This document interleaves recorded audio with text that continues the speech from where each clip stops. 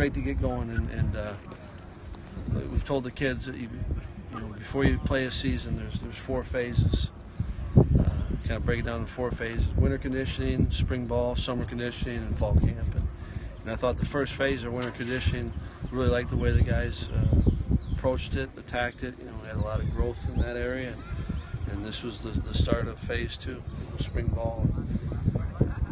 We got 15 opportunities, 44 days, and we got spring break in it, but how can we maximize that? And so I'd like their approach to it. These first 3 practices, we're going to be in helmets and just teach kind of the fundamentals. And you're obviously talking about plays and defensively, new system, and so you want to make sure that they're understanding it, but really trying to focus on and boiling down to the techniques and the skills needed to perform what the scheme has. So that's kind of the focus today, and we'll be on Tuesday and Thursday, and then we got spring break, and we'll come back and have 12 practices. But it was a good start to it, because I thought there was a lot of teaching going on, and the kids are in a good spot to learn, and that's what makes coaching fun, and so looking forward to coming back Tuesday.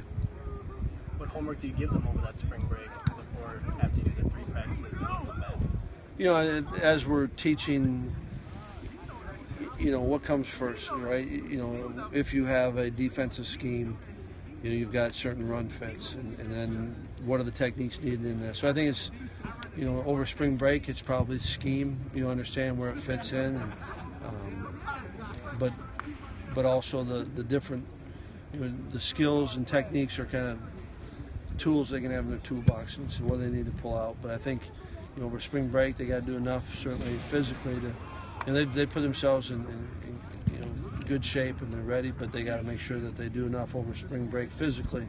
But I think mentally, and there's a component, I think, to getting away mentally and recharging. So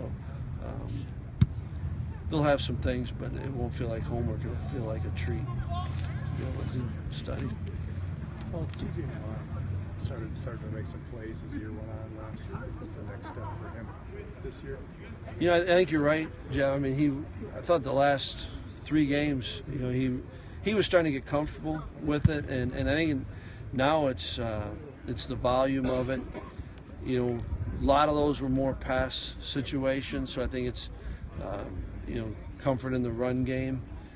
But even then, it's taking that next step. That's one thing that's tremendous about spring ball, is that we're not getting ready to play an opponent, and so you can focus on what that is that you need to improve. And I think guys, coaches need to help the players so they're not trying to get better at everything. Pick out a couple things this day and focus on it. But I think TJ's, I think there's truth to it. You could say everything. He's got to focus on it. But I think that there's some specifics, and each coach has given each player, and that was one that Tibbs was talking about. TJ is, kind of that every down, and not that he didn't, and he was in the rotation and did some good things, so it's not like he hasn't been doing it all, but I think it's just the every down. I think it's always, the outside backer, your linebackers are like tight ends, they're involved with everything, so it's kind of making sure how you're fitting in your coverage scheme, and it's making sure you've got that one pass rush move. Now what's the counter off? Look at get off, and there's so many little things. That's what we're trying to reduce it down to focus on the small things. But I think it's pretty much everything, but it's not to say that he's not really good at a lot of things. Do you have any expectations for the quarterback battle going forward? Are you going to let them just kind of battle it out the whole offseason? Expectations that they get better. They're going to get a lot of reps, and so I see it. They're going to get a lot of reps, and the expectation is they improve.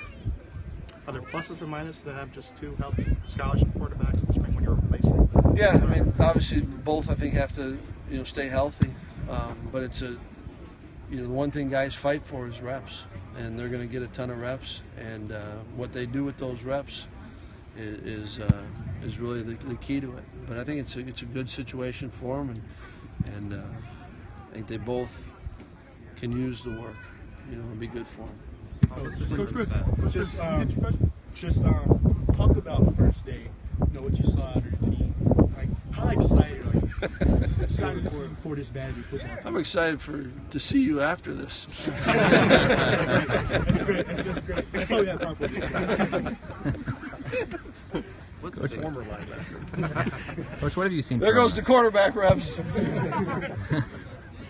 What have you seen from Ryan Ramczyk the last year that makes you really confident to just plug him in at the left tackle spot? Well, I mean, we thought a lot of when we were out in Pittsburgh, we offered him, and knew he's had a chance to. Was an athletic big guy, and I thought he did a great job last year of kind of diving in and getting comfortable with the team, the system.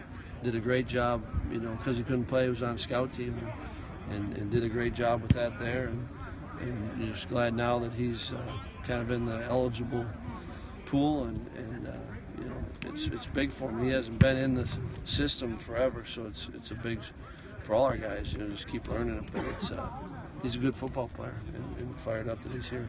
What's the biggest difference for you and the staff in year two as you start spring compared to what it was like a year ago? I think the biggest difference is you have a better idea of the players, and how they learn, skill sets. I think clearly the biggest difference is knowing the individuals better than we did day one last year. What's the biggest thing you learned from your first year as head coach here going into the second year? I don't know what the biggest thing is necessarily. You're always learning. What you want to learn. We ask our players every day to get better. We as coaches better do the same thing. There's a ton of lessons, and I don't know if there's the one that stuck out more than the other, but I'd like to think that you learned a lot and need to continue to keep growing and learning.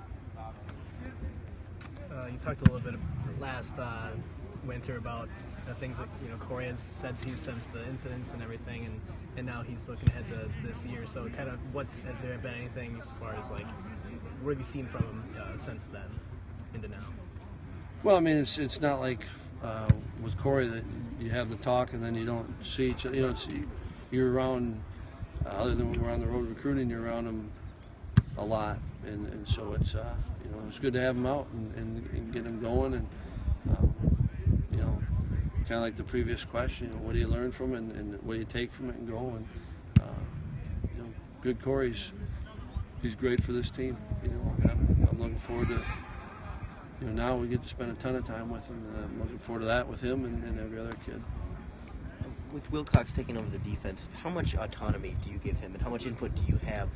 Do you have a final say on a certain player or a certain position, or is it pretty much all, let him do what he wants to do with the defense? Yeah, I think guys that when putting together the staff, and kind of has always appreciated this as an assistant, and same as a head coach, you want guys to take ownership and go, but it's collective. It's never been about one person, and that was one of the reasons why I felt like Justin was a great fit, was that he approached it the same way. No one's looking to do it on their own. No one wants to do it on their own, and I think we can all help each other. And specifically with Justin, I'm gonna bounce things off of him. He's gonna bounce them off of me. Him and Rudy are gonna talk. It takes everyone and working with it, but certainly want guys to have ownership. I think that's what makes you a better coach, holds you accountable, and yet we're all gonna take it. At the end, it's on me, right? And that's a good thing. But certainly, every coach is going to have a strong say and has areas that they've got to champion and take control of. I guess something that Barry was asked at the Guards News Conference or this week is there significance for you to have two in-state guys heading up the high-profile programs in the school? I think it's the significance to me is it's a hard one because you can't separate if Greg was from some other place. I appreciate and having gotten to know Greg, who he is. You're happy for him and you're happy for the program. I don't know if I'd be less excited or feel less proud of that opportunity that he has if he was from another state, right? So people trumps. But yeah, I'm proud of where I'm from, and I'm proud of you know, being the coach here at Wisconsin. I know Greg is the same, but I don't know. I think people always kind of trump. In my mind, they trump it, so it's hard not to. I don't know if I'd be any more excited or less excited because Greg wasn't from the state. But yeah, I think it's you know, it's a big deal to us, I know, but I don't know what it is on the outside looking in. Did you enjoy the injury report? Yeah.